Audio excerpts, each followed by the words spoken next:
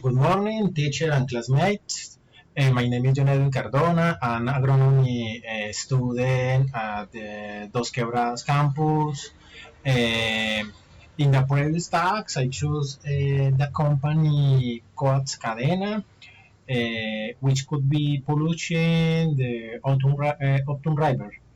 The company produces textiles, therefore, it produces weather.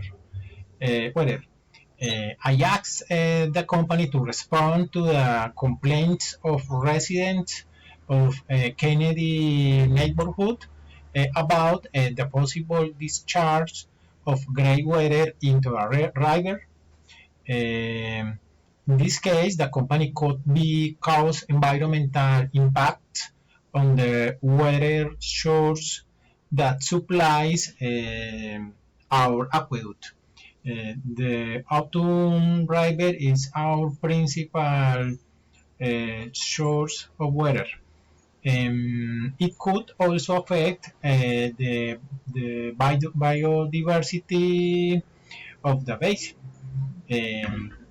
So, as a solution, I asked the company to comply with the environmental regulation stipulated by the environmental authority, in this case, Carter. They could be reduce or prevent pollution of the river. Okay, thank you very much.